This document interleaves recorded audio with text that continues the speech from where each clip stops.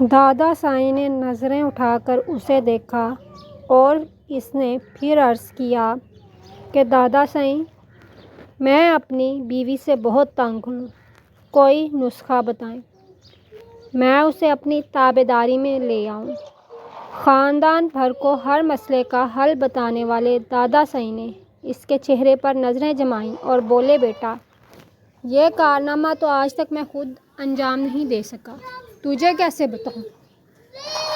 بظاہر تو یہ ایک لطیفہ ہے، لیکن دراصل یہ ایک تلخ معاشرتی حقیقت ہے کہ ہم میں سے اکثر لوگ اپنی بیویوں سے تنگ ہیں، اور گزرتے وقت کے ساتھ یہ مسئلہ مزید لاعلاج ہوتا جا رہا ہے۔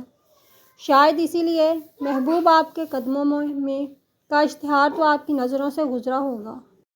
کبھی سنڈے میگزین کی ورق گردانی کرتے ہوئے یا پھر دوران سفر کسی چوک چوراہے سے گزرتے ہوئے عامل بابا کے اس اشتہار نے آپ کی توجہ اپنی جانب مبذول کروائی ہوگی، لیکن بیوی آپ کے قدموں میں یا پھر بیوی آپ کی تابعداری میں ایسا کوئی اشتہار نہیں دیکھا ہوگا، کیونکہ ابھی تک ایسا کوئی عامل بابا مارکیٹ میں نہیں آیا جو اس مخلوق کو آپ کی تابعداری میں لے آئے۔ لیکن میرا دعویٰ ہے کہ آج کا مضمون پڑھ کر اس پر عمل کرنے کے بعد یہ مسئلہ آپ کی زندگی سے ختم ہو جائے گا۔ شرط یہ ہے کہ آپ نے پڑھنے کے بعد عمل بھی کیا ہو۔ عین ممکن ہے، آپ حیران ہوں گے کہ کیا ایسا بھی ممکن ہے کہ بیوی کو بھی تابعداری میں لایا جا سکتا ہے؟ جی ہاں، ایسا ہو سکتا ہے، مگر کیسے؟ آئیے آپ کو بتاتے ہیں۔ سب سے پہلے ایک بات سمجھ لیجئے کہ بیوی کی نافرمانی در حقیقت کوئی مسئلہ نہیں ہے، یہ دراصل ایک طرح کا الارم ہے۔ یہ ایک ایسا ہی الارم ہے جیسے سر کا درد الارم ہوا کرتا ہے۔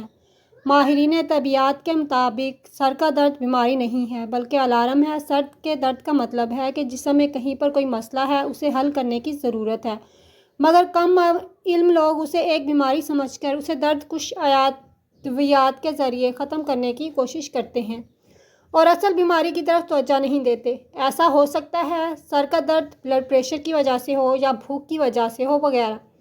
اگر آپ درد کش کی بجائے بلڈ پریشر کی گولی کھائیں تو بلڈ پریشر اور سر کا درد دونوں حل ہو جائیں گے، یا آپ کھانا کھا لیں تو بھوک اور سر کا درد دونوں حل ہو جائیں گے۔ اسی طرح بیوی کی نافرمانی الارم ہے۔ اہل علم لوگوں کا یہ ماننا ہے کہ اگر آپ کی بیوی، آپ کا بیٹا یا پھر آپ کا غلام، یہ تینوں یا پھر ان میں سے ایک آپ کے نافرمان ہیں تو پھر یہ اس بات کا الارم ہے کہ آپ سے بھی نافرمانی ہو چکی ہے۔ دانستہ طور پر یا نادانستہ طور پر آپ اپنے مالک کی نافرمانی میں ملوث ہو چکے ہیں، تو بیوی کی نافرمانی پر تشدد کے ذریعے مردانگی دکھانے کے یا پھر ایک بزدل مرد کی طرح طلاق کا حق استعمال کرتے ہوئے اس مسئلے کو ہمیشہ کے لیے ختم کرنے کی بجائے اپنے مالک کے سامنے سجدہ ریز ہو جائیے اور اپنے دانستہ اور نادانستہ گناہوں کی معافی مانگیں۔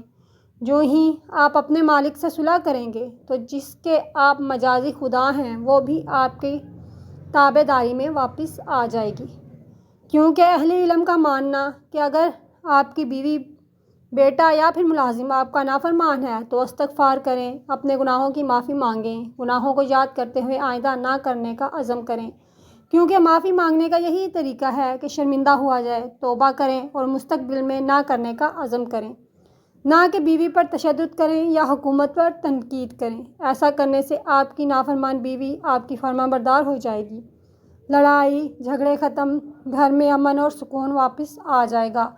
گھریلو جھگڑوں کی ایک بڑی وجہ بے اولادی اور معاشی تنگی کا ہونا ہے۔ اگر آپ بے اولادی کا شکار ہیں یا پھر معاشی طور پر تنگ ہیں تو کثرت سے استغفار کیجیے، کیونکہ سورۃ نوح میں آیت نمبر 10، 11، 12 میں ارشاد باری تعالیٰ ہے، جس کا مفہوم اس طرح ہے، تم استغفار کرو، اللہ تعالیٰ تمہارے گناہوں کو معاف کریں گے، بارشیں برسائیں گے، مال عطا فرمائیں گے، بیٹے عطا فرمائیں گے۔ اگر مال چاہیے تو کثرت سے استغفار کریں، بیٹوں کی طلب ہے تو کثرت سے استغفار کریں، اور کثرت کی علماء نے تعریف کی ہے کہ 500 مرتبہ استغفار کرنا کثرت میں شمار ہوتا ہے۔ اس سے کم کرنے پر اجر ضرور ملے گا، لیکن مال کے لیے یا بیٹوں کے لیے یا پھر دیگر مخصوص مقاصد کے لیے کم از کم 500 مرتبہ استغفار کریں۔ ایک صاحب جو 4 سال تک بے اولادی کا شکار رہنے کے بعد ہر طرح کے ٹیسٹ کروانے کے بعد مایوس ہو چکے تھے، انہوں نے استغفار شروع کیا۔ ان کی اہلیہ ہر روز 2000 3000 اور وہ خود 500 مرتبہ استغفار کرتے رہے۔ اللہ رب العزت نے پھر اکٹھے 2 بیٹوں سے نوازا۔